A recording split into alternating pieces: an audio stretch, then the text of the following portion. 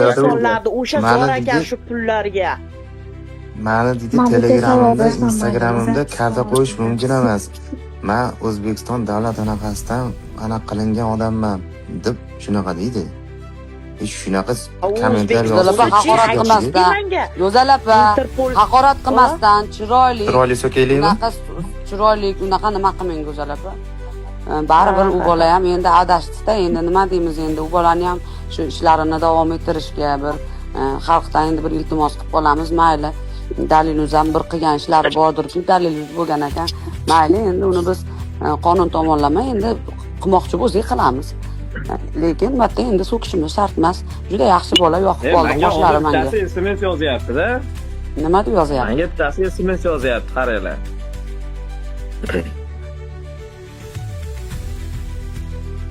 Nima deydi? Assalomu alaykum. Assalomu alaykum. Avazbek, salomatmisiz? Aka, boyagi gapingizga sizni Madinani imomi bilan uchrashtirib deyapti.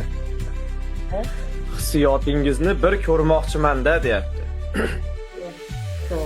Birgalashib bir umra qilaylik hoji aka deyapti menga. Va alaykum assalom. Xo'p aka desam, va'da bering deyapti. Xo'p, kimsiz desam, ertaga ishingiz chiqib qolmasin deyapti menga. Madinani imomi bilan ko'rishtiraman deyapti. Ertaga uchib ketasiz shekilli, hajga. Ketaman shekilli. Ketaman shekilli. Katta hajga borib kelasiz shekilli, Avazbek. Yugurib, biroqlab. Yugurib, opa, ketib qolsam-a? Siz yurgan yo'llarda. Alloh chaqirsa hech nima emas. Mana chaqirishyapti-ku, imom bilan ko'rishtiramiz deb. Katta hojiga boring. Hayit hojisiga boryapmiz. Avaz aka, yo'l ochiq bo'lsa, aka borish kerak. Uchinchi mana shu odamni bir gaplashingchi, nima deyapti? Bor narsa bo'lsa, qilish kerak aka. Yo'q, bu odam jiddiy gapiryapti, yana yozyapti.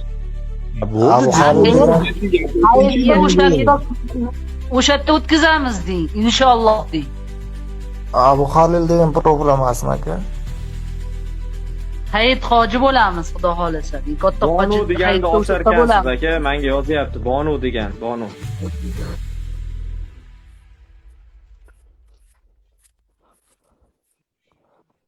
O'ylayapman, qat'iylar endi.